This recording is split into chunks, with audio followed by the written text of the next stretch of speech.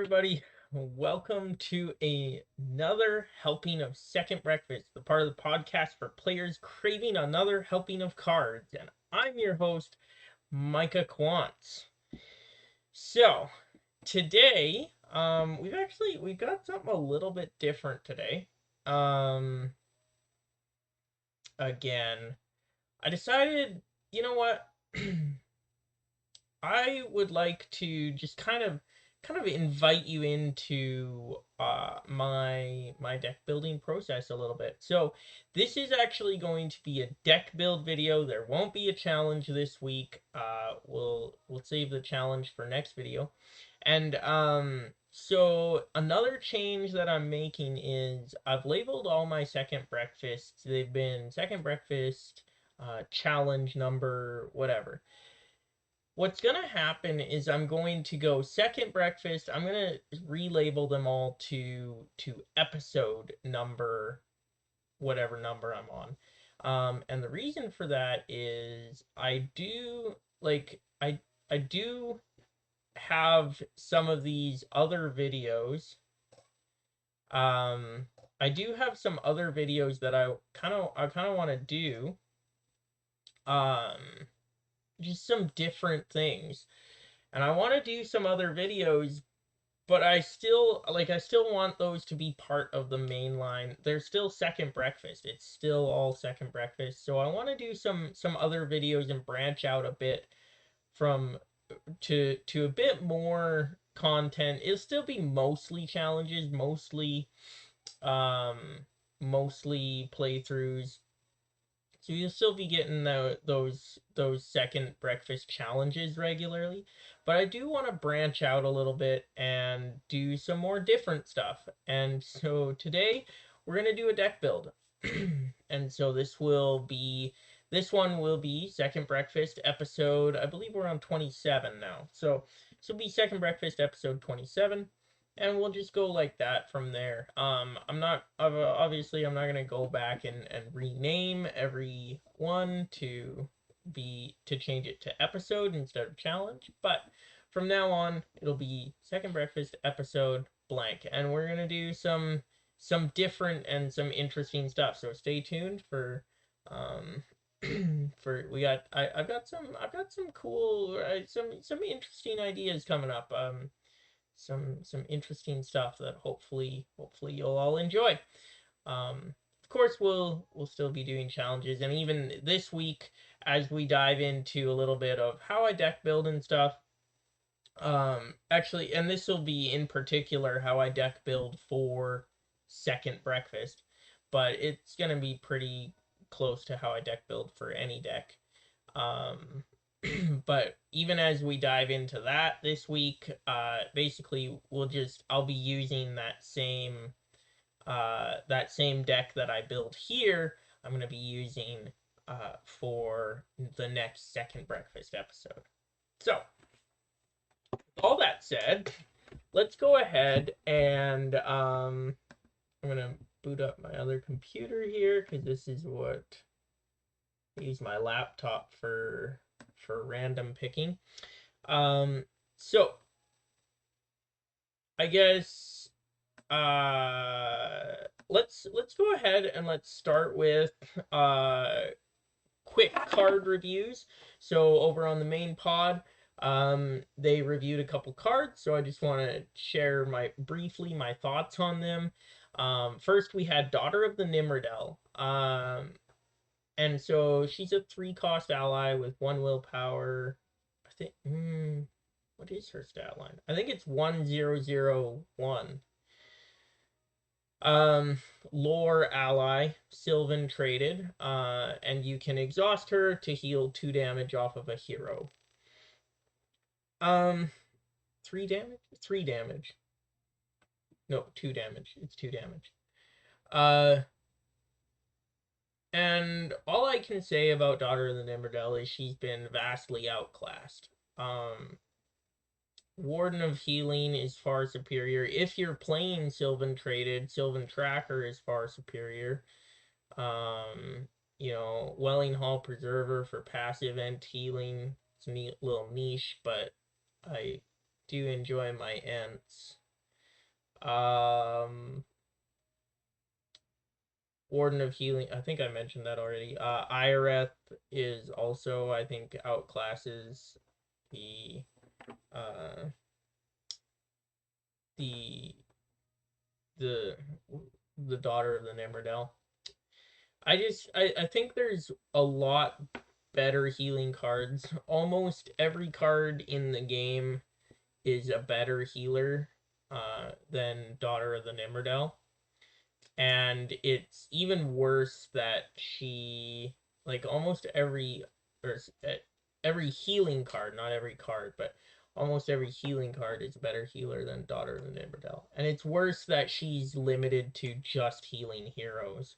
She can't even heal allies. So it's a card that was used a lot in the core set, and when you first get into the game, you're gonna use Daughter of the Nimrodel a lot, but as the card pool expands, she just gets very, very outclassed by a lot of other healers. And also, working against her is that she only has one hit point, and I find that almost any time I've brought her out on the table, she hasn't lasted more than 2 or 3 rounds. She's so squishy for such a high cost. If she had like 2 or 3 hit points, then you could maybe consider her over like Warden or Ireth, who are very squishy allies. They're also 1 hit point each. If she had a few more hit points, that might be something unique and actually might make her kind of playable again, because and probably remove the hero only restriction. Then she would be playable, I think, if she had a few hit points so that she can't die right away, and then remove the hero restriction so she can heal all characters. Then I think she would be a good 3 cost. You could play her pretty well. As she stands, I will give her a rating of an 8. Um, one being the best, and 10 being the worst. So I'd probably rate her about an 8, just because she's very squishy and there's just better healing in the card pool. Moving on, we had, between the last one and this one, we had also Will of the West. Now, Will of the West is a card that I haven't played a lot. I have it in. I don't remember if I have it in my Noldor Perilous Voyage deck. I don't think so, because Perilous Voyage, you generally aren't going to need it. But I do have it in my Mining the Outlands deck, which is it's a dwarven mining deck. You use it to mine your outlands out. So basically, you mine a bunch of cards into your discard, as many as you can, and then you play Men of the West to bring them from your discard, bring all your outlands allies from your discard into your hand. And generally, generally you can get almost every Outlands ally into play, if not every Outlands ally into play, doing that each game pretty consistently. And so I do use Will of the West in that one, just because once you've discarded out your deck and then you play your Outlands allies, then you kind of are out of cards and have not much to do for the rest of the game, unless you can pull a Will of the West, play Will of the West, and bring your discard back into your deck, and do some more fun stuff there. So I haven't used it a lot, but I would say it's a pretty niche utility card, and that's what they were saying too on the main podcast, is you've got to really have a purpose for it, because most of the time you're not drawing enough cards to be justifying just playing Will of the West. Like, you're not gonna be running out of cards to play. Like, it's got to be a niche case. Also, like, thinking like Angmar Awakened, we just played Battle of Karn Doom, where there's these sorcery cards and stuff, and they do bad things for, depending on what cards you have in your discard pile. So niche cases like that. definitely good to bring Will of the West along. But, you know, it's not like a regular staple that you're going to throw into every deck. And so for that reason, I think I'm going to give Will of the West a 7. Just because um, it's not used that much. You're not going to need Will of the West a lot. Anyway, so those are some of my quick thoughts on some of the cards that were reviewed on the main podcast. And now we'll get into our second breakfast here. So I have a randomizer tool here the um for the deck restrictions and stuff. So basically I just click on it and we do a random thing. So my first one here is going to be healing. So I'm going to be doing a lot of I'm going to be looking to do a lot of healing. That's cool. Maybe should we put daughter in the Nimrodel in there? I don't know. We'll see. We'll see what happens. But we're going to be healing, and then also staging area threat reduction. So lots of lore, maybe a little bit of spirit as well. Okay, so that's going to be the 2 attributes we're going to be using. Now, I will have a second deck next week when we do the challenge. I'll pull a couple more attributes for the second deck. Also, it might be just a little peek into the process of second breakfast here. Second breakfast is not always truly random. And what I mean by that is if I pull a trait or if I pull a deck restriction or whatever, and it like really just completely contradicts the another deck restriction. So like I don't know, if I pull monosphere and then also pull trisphere, like that's obviously not going to be something that's going to be a deck. Then even if I do say, if I pull a leadership as a restriction and then pull lore as a restriction, that's not going to be the deck restrictions, because then it's just leadership lore deck. And also leadership or the lore restriction specifically is meant to be a monosphere deck in that sphere. So stuff like that, where I will actually then I'll skip that and I'll pull a new one instead to better fit the first one. So it's not always completely random. And then the second thing that isn't necessarily completely random is when I draw for a quest. That's also not always completely random.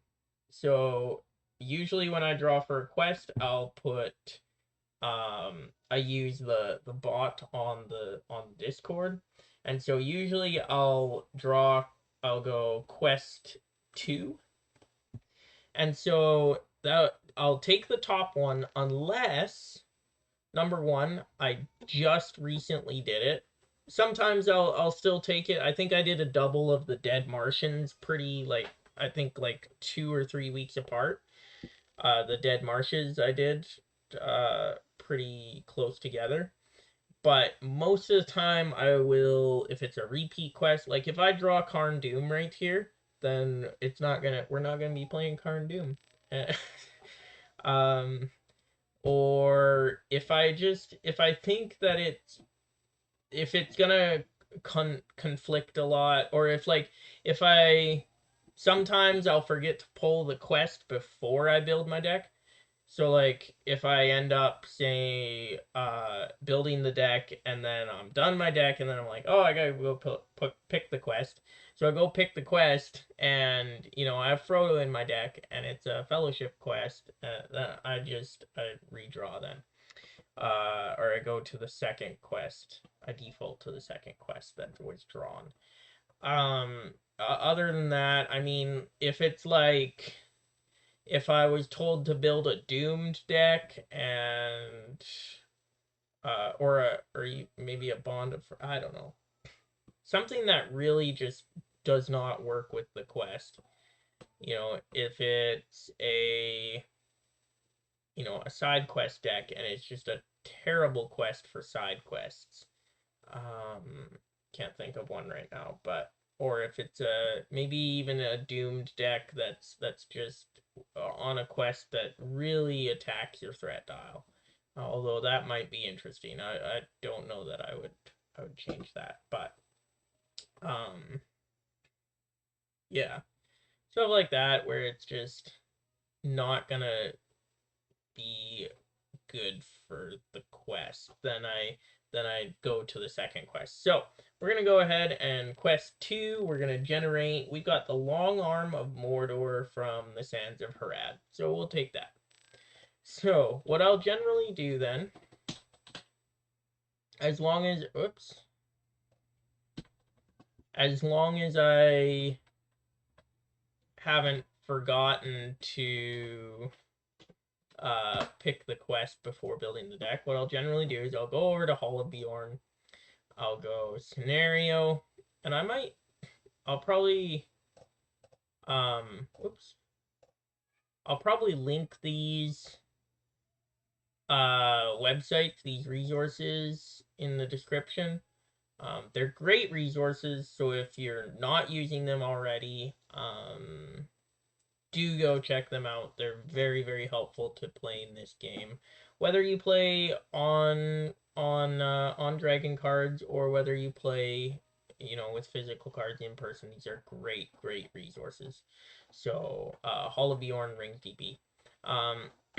So I'll generally just go over here and just kind of check out what the quest is all about. So spoiler alert, if you haven't played the Long Arm of Mordor yet, we're gonna be taking a look at what this quest is gonna be doing to us. Set Uruk Chieftain aside out of play. Each player adds 1 copy of Sauron's Enforcers to the staging area. Move each hero to the staging area. Each player takes control of an objective hero, adds 2 resources to his hero's pool. Remove each remaining objective hero from the game. For the remainder of the game, heroes in the staging area are in play, but under no player's control, immune to player card effects, and their text boxes are considered to be blank. Damage from undefended attacks must be dealt to a hero in the staging area if able. The first card each player plays each phase does not require a resource match. After placing progress from questing successfully, each player chooses a hero he owns in the staging area and takes control of that hero and exhausts it. Advance to stage 2A. And then find the others.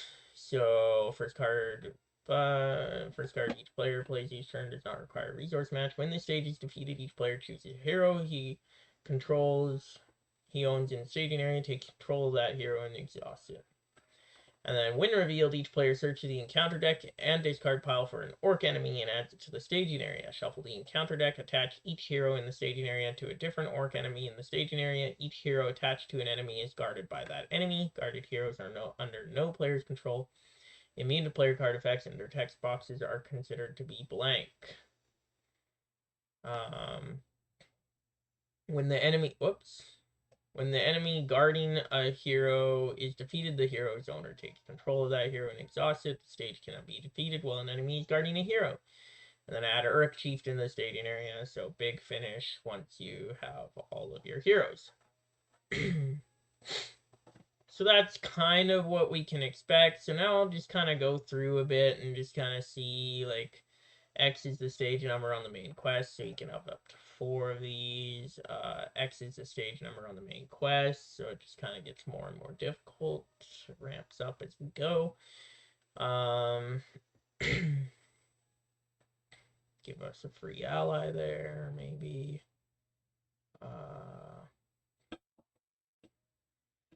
Savage attack. Either discard the highest cost ally you control or reveal an encounter card. So basically discard an ally or just surge. So that's okay. That's not too bad. Until the end of the phase, you increase the total threat. We're going to exit stage number of the main quest. Yeah, I should be pretty straightforward here. Attached to the highest threat location in the staging area. Attached location gains +1 threat and immune to player card effects.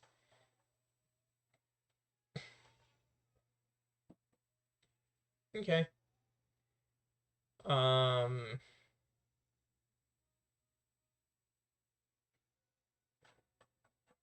Nothing too crazy going on here. It's just that we don't start with any heroes, so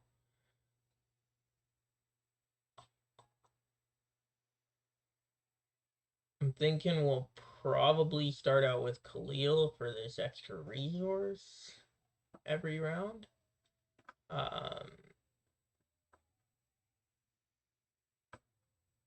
Could do Furiel, which would be really cool and help with willpower. It might depend on what all we have for heroes. Probably end up doing Khalil, but we'll see. So yeah, so we're gonna do staging area threat reduction and healing. So taking damage shouldn't be a problem for us since we're doing some healing here. So we're gonna be actually, I do want to for sure with staging area threat reduction, I'm wanting to definitely put in Spirit Aragorn. So we'll do that for sure.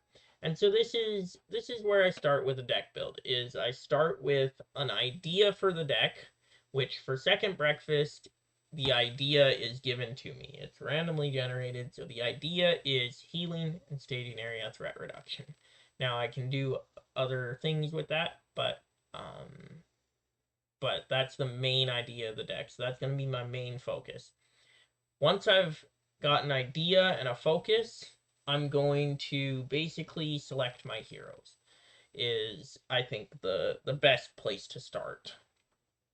So I'm going to be selecting heroes, and I just kind of go through and pick out, you know, ones that will be good, or play into this idea, right? So you know, Aragorn is going to be staging area threat reduction, which is great. I think that's going to be it for Spirit. I think we're just going to move right into lore now for our healing. And let's go with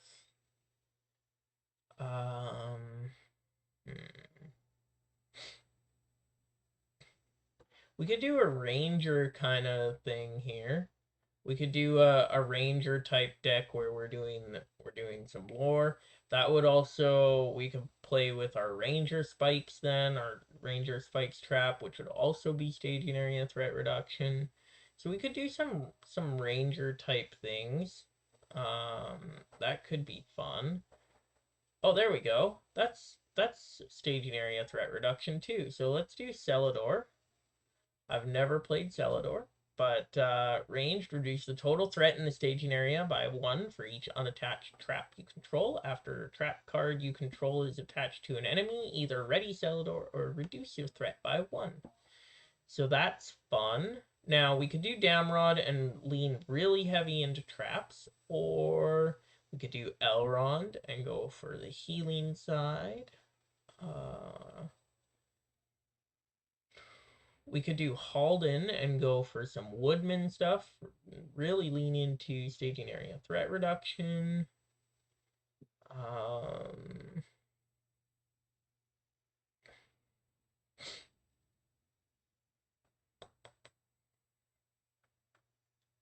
So usually what I'll do is often what I'll do is I'll go, okay, I'm thinking maybe Halden, so I'll put him in there.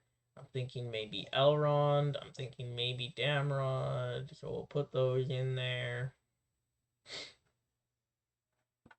Okay, so then we'll go back up here and we'll just kind of see, and then I'll remove heroes basically. So I definitely want Celador.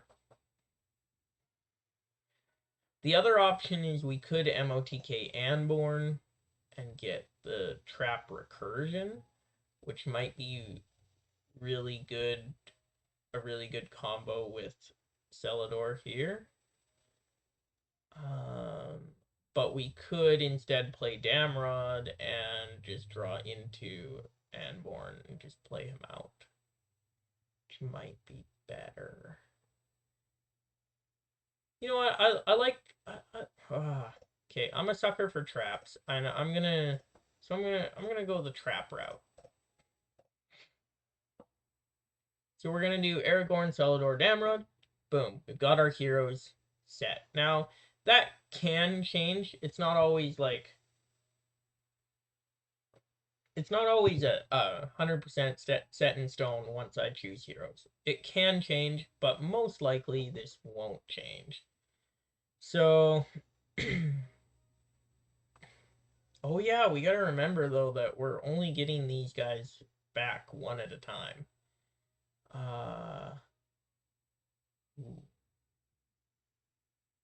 What if we go mono lore? What if we don't do Aragorn? We do Elrond. It's gonna be an easier build too. So let's just do that. Let's go Elrond instead. And then we're just gonna put some mega healing and you know, other things into the deck here. Okay, and so we're gonna go from here and we're just gonna put in a bunch of basically healing and some stuff to control threat in the staging area. So that's gonna be what we're gonna be looking for here. So we're just kind of gonna look through our allies here. We're obviously we're gonna want to play into traps, so we're gonna put some Anborn in there. Let's put let's see, what else do we got? There's our daughter of the Nimrodel.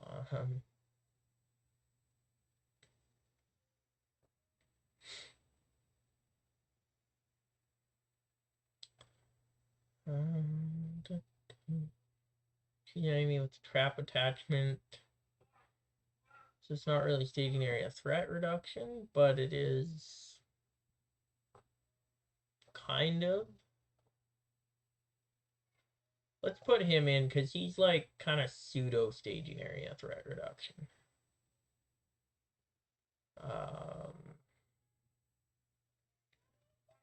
Put a couple copies of him in. Let's go. Oh, don't really want. I'm not going to be bouncing Sylvans in and out, so that's not going to help me. Is again almost pseudo. No, not really. That's not really staging area. Gleowin, just because it's a mono lore deck, may as well put a couple copies of Gleowin in there. Extra card draw.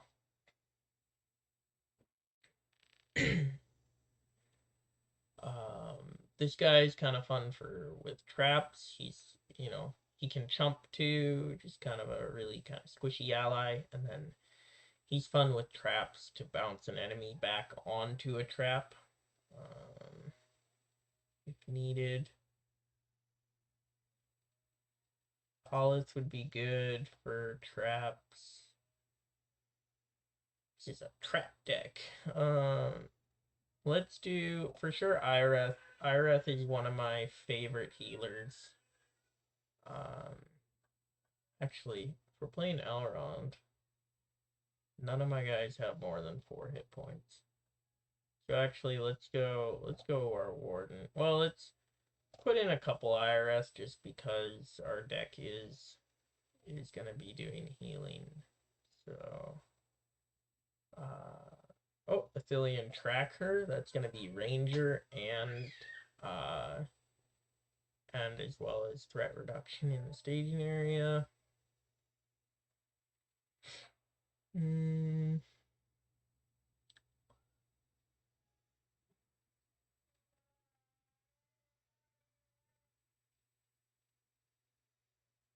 You know what? Let's do Master of the Forge instead of Hollis.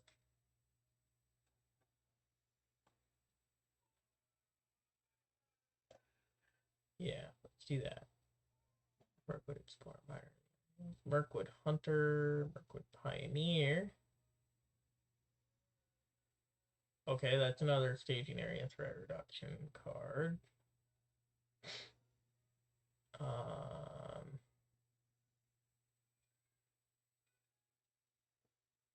Not playing Sylvans, so okay, Warden of Healing, we're gonna do all three of those. Yeah, okay. So where are we at there? We're at 21 allies. That's a pretty good number, in general. We might end up starting with Joubert just because we don't have a lot of good defense here. But we are going to play traps too, so we won't need as much defense either. Elrond is a decent defender too. So now let's go over to our attachments and just kind of see what we've got. We've got Ambush is a trap. I don't mind it, but it's not a great trap. Now, what we are going to be doing is we're definitely putting in 3 copies of Ranger Spikes. This is my favorite trap, and one of my favorite cards in the game is Ranger Spikes, because basically you can put it out there and the next enemy is essentially a freebie. Like, you don't have to do anything with that enemy. Entangling Nets is great as well, because it basically makes any enemy, it makes it just an easy enemy to deal with. We'll throw a couple forest snares because, well, no, we won't, because we want the traps in the staging area for Celador. Let's do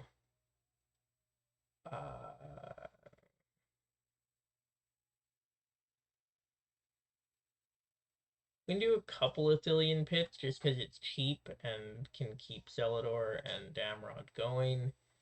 I don't really like a Thillion pit. It's one of my least favorite traps.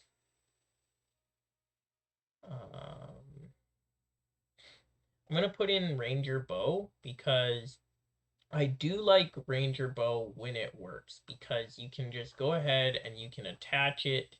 You can go ahead and attach it to like your Guardian of Ithilien or whatever, and then you can just use him to deal a damage every turn, and it's fantastic. So you can put him on just like a low cost Ranger character and just start pumping out damage. If you get 2 of them, like, you can just 2 damage every single turn to an enemy. It's fantastic. So I really like Ranger Bow. Expert Treasure Hunter I do like as well, just because it's good card draw. You usually have an idea of what you want, so if what you want is not out there, or if what you want is not on top of your deck, then Expert Treasure Hunter will discard it. If what you want is on top of your deck, it's gonna give you that extra card draw there. So that's always good. Guarded Ceaselessly, let's do that. Just more staging area threat reduction. That's decent. Couple copies there. And again, like, so Guarded Ceaselessly, like, that's a card I probably have never used, but because I'm playing some staging area threat reduction, I'm gonna try it. I'm gonna see.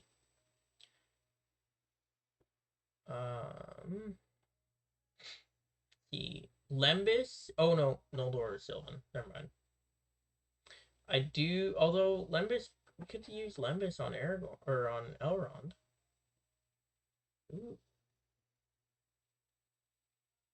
let's do that. Lembus is a great card, I think, and I've used it in the past with great success. I just haven't used it for a long time. So since we're doing healing and stuff, let's put in some Lembus, and I don't know.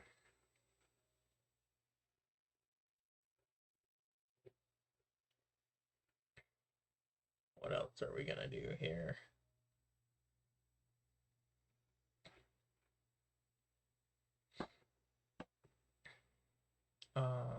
Wingfoot is gonna be good. Throw in a couple Wingfoots, and then we'll do leather boots as well. Leather boots is always some readying there, so we'll do Wingfoot and leather boots. Now we're probably set there. We're gonna I don't think there's any condition attachments, so we won't use Athelas. I don't think. Yeah. Now let's go ahead and we are going to go to our events here and see what we've got for events. Now,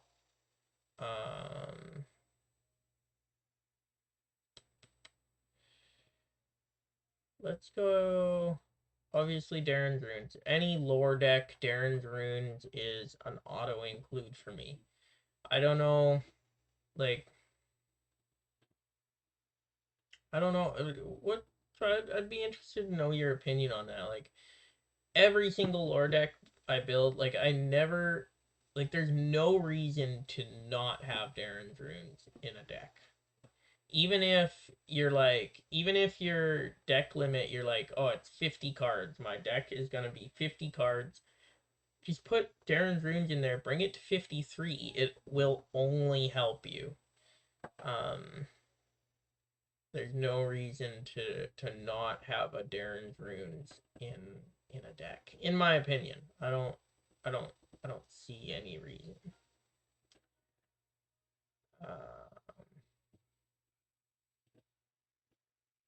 That's an interesting one. It should be spared. After a trap you control attaches to an enemy, return it to your hand, then play it from your hand at no cost. That's cool, but I think we have enough traps that that we aren't going to need to do that.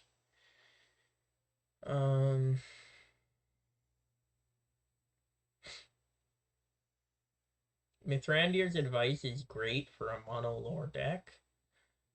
Lots of good card draw there.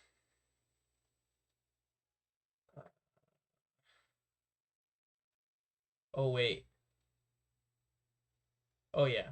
Well, it won't help much until the last stage, but whatever.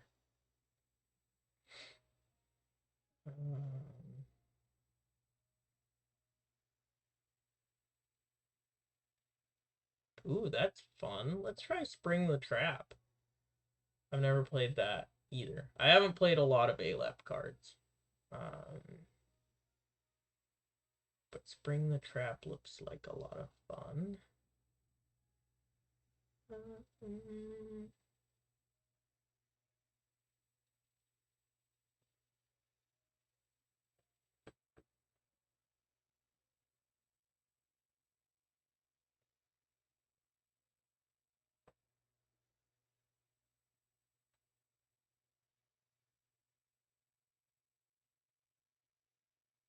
Okay. Well, I think that's pretty close to what we want there. I guess we could, let's do a couple secret paths. And where's Radagast? Radagast, another core box card. And again, normally I wouldn't play with these, with secret paths or Radagast Cunning, but because we're doing staging area threat reduction, I will. Okay, and that's a pretty average deck. Now, so as a general rule, I'm looking for generally somewhere from 20 to 28 allies, somewhere in there. So I'm a little light on the allies this time. I actually might change that up a bit. So basically now I get all the cards I want put in there, and then I just kind of take stock of where I'm at and look. And I am missing like oh wow, yeah. None of my allies are actually beefy at all. I have very weak allies. So, a lot of the time what I will do if I want to add some more spine to my deck, if my allies are very weak, usually what I'll do is I'll turn to Ents. And maybe I default to Ents too much, but I just can't get away from it. So what we're actually going to do is we are going to throw Treebeard in here. It's one of my favorite, possibly my favorite card in the game. So we're going to throw a couple copies of Treebeard in here. We're going to throw in, I don't think we need the Welling Hall Preserver, just because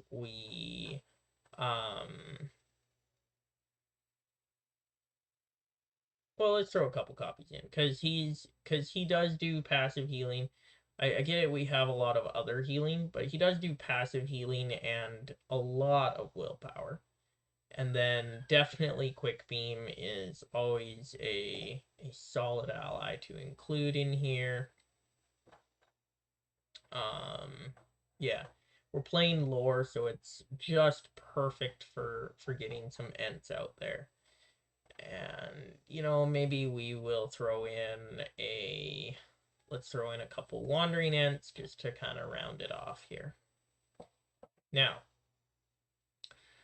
we have a lot of healing, so I'm not necessarily looking to get a bunch more defense on any of these guys.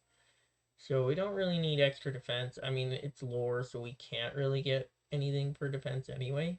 So now we just kind of cut our deck down. So we're at 29 allies. We could probably cut out a couple allies here. Let's maybe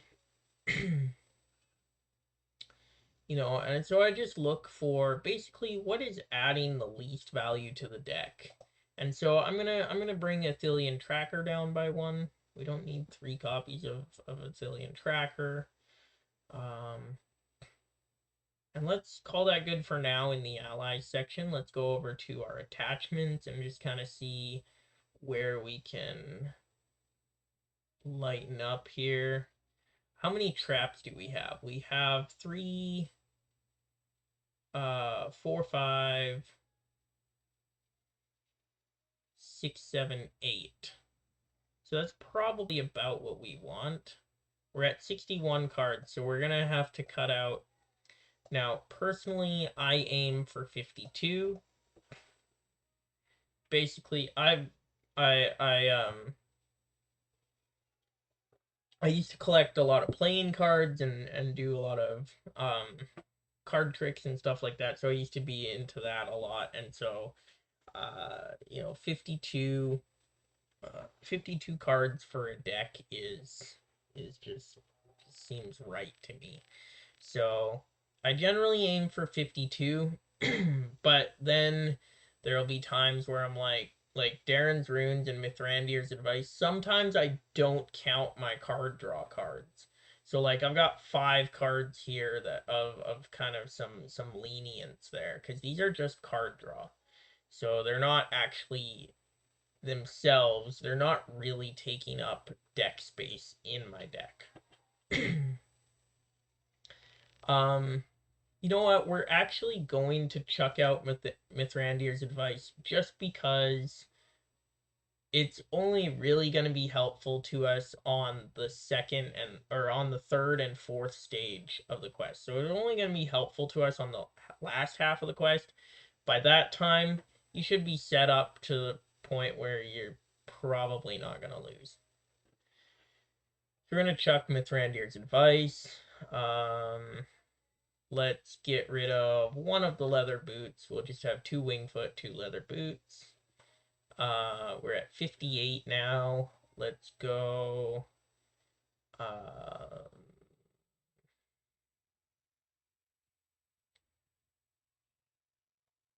And so this is where it kind of gets really tricky for me. And so sometimes what I'll do is if I get down to like 58, 56, somewhere in that area, I'll sometimes be like, okay, I'm done, and I'll just let the deck sit for a while. Is off, or I'll often do that. I'll just be like, okay, I'm done for the day. That's kind of where I want it, and then I'll come back to it another day, and I will continue trimming down because usually by that time I'm kind of done with the deck build. I don't want to get rid of anything else. I just can't see how I could possibly get rid of any other cards. And then usually if I come back to it, um, a day or two later, if I come back, I'll usually be like, "Oh, well, I don't need that in there. What am I doing?"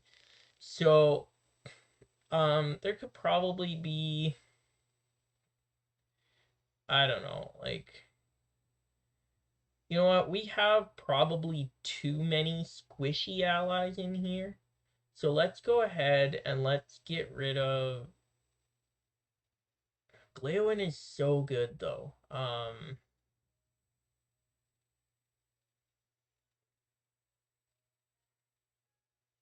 Let's get rid of.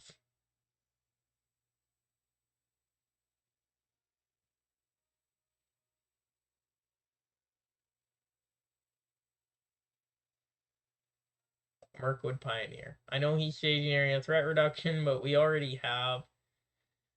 Like we'll count the Amin Ranger, so that's 2, 4,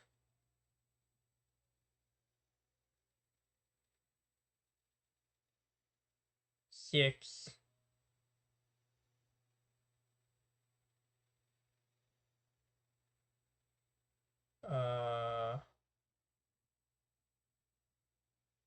7, 8, 9,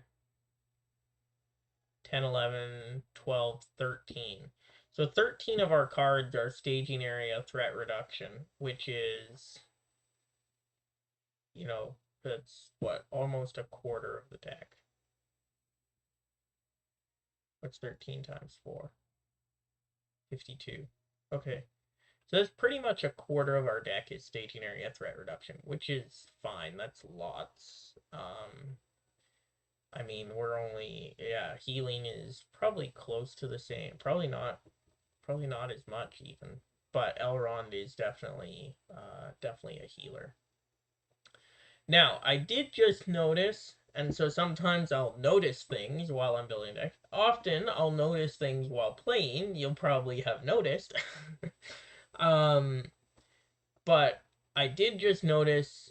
I remember Elrond can pay for any sphere of allies, so we could actually put in a different sphere of ally.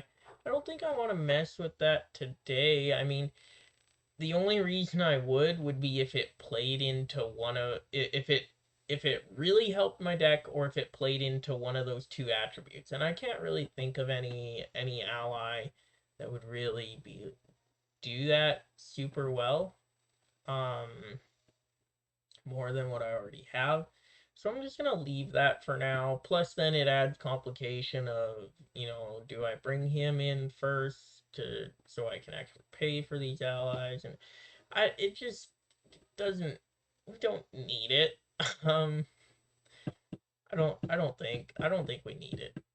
So we're just gonna leave that as is. And yeah, I think we're at 56 cards. I'm gonna go ahead and I'm gonna put um whoops, there we go. I'm just gonna call this second breakfast episode number, or what, how do I, okay, I label it challenge. So I'm gonna label it episode uh number, so this is number 27, so this would be number 28. So episode 28, and then I go healing and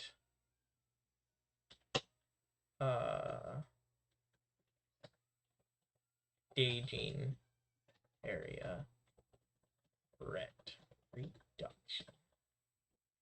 And so I'm just going to save that deck. And I might tweak it a little bit and stuff before we actually play it next time. But I'm pretty happy with where that's at. Now,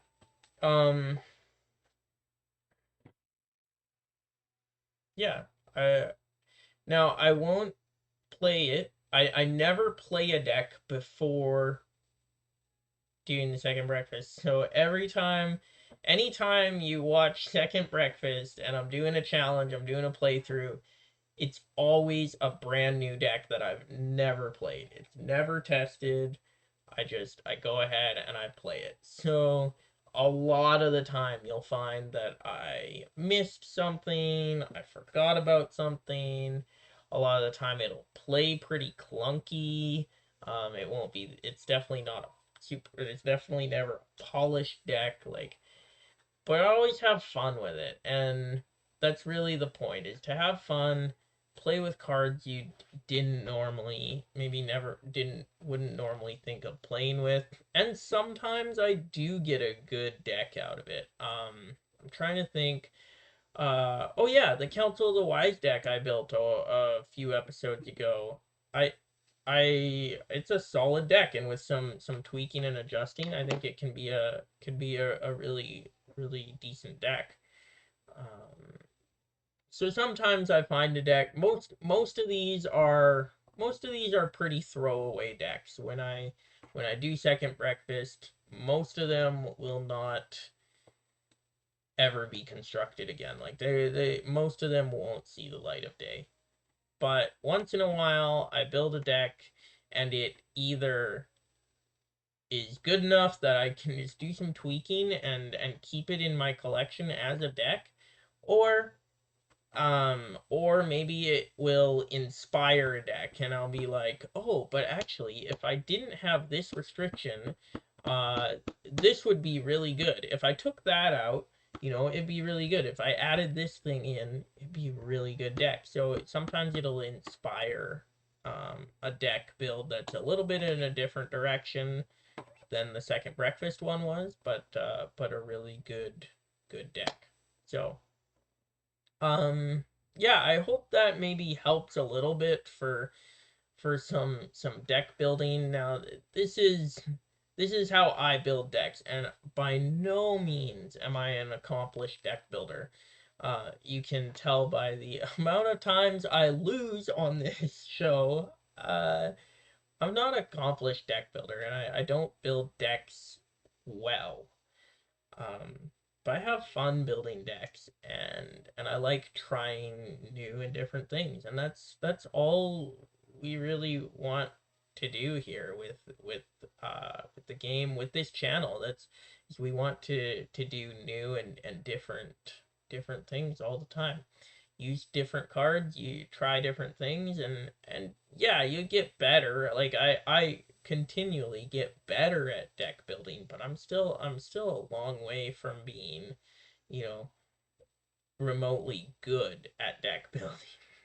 I don't consider myself a good deck builder. I don't think like a deck builder. I don't think of all these combos I put a bunch of cards together. And that's part of what Second Breakfast is to show you too. Like I put a bunch of cards together, and I still win sometimes. There's still I think I have a 50% ish win rate. Um, in total, not just from Second Breakfast, but across the game. I think 50-ish. Uh, and so and I mean, a lot of those losses are like right off the bat losses, because often, if you didn't get a good hand, the encounter deck is really mean to you right away. It can often just lose you the game pretty well immediately. But then, so they don't really feel like losses, because it's just you just reset and start again. But they still technically count as a loss. But I don't So you know, you can still just, you can throw some cards together, you can have fun with it, and you can still beat this game. You don't have to be a super extraordinary deck builder to beat the game. You just throw some cards together, have fun with it, play around with it, tweak it, change it, make it your own. So that's I guess kind of my tips and tricks. Or not really a tips and tricks. I didn't give you any tips or tricks, but that's kind of my process for building decks. And so often, yeah, I'll start with an idea, and then I'll choose my heroes. What do I want? I'll choose my heroes. I'll choose my deck structure, I should say. Like, what do I want to see in this deck? And so heroes will be a big part of that. Contracts, if I'm going to play a contract, will be a big part of that. You know, what am I trying to do with this deck? And then everything else, your allies, attachments, events, side quests, everything else. We didn't even look at side quests. I don't think scout ahead and explore secret ways. No, I don't. Maybe gather information would be fine, but no. So, allies, attachments, events, side quests, everything will flow out of that idea. So, whatever you're trying to build towards, whatever you're trying to make your deck do, each of your allies, each of your attachments, each of your events should try and build into that. Now, off that means a lot of cards get used more than others because a lot of cards are just good utility cards that, you know, you need some readying. Okay, so you throw those readying cards in there. They don't necessarily build into your deck idea, but they make your deck idea effective.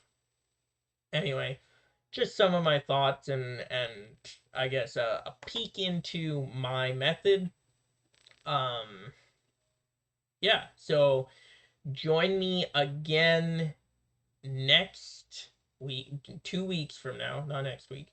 Join me again 2 weeks from now, where we go ahead and take this deck against the Long Arm of Mordor. And you know, if you get time in the next 2 weeks to build a healer and staging area threat reduction deck, go ahead and do that. Or if you want to do that, you know, when I bring up the next challenge and pull a couple more restrictions for you, uh, you know, feel free to do that. But yeah, we'll see you again in a couple weeks. And as always, I do still have, let's see, find it. I do still have promo card. If you do want one of these, just shoot me a message. I got the link to the Discord down below. So send me a message. If you want a promo card, I'll send you one free of charge. I've got a pile of these. So make sure to send me a message if you do, if you are interested. Yeah, so we'll see you in a couple weeks where we will take this deck out for a test spin. As always, have fun, play cards, stay hungry.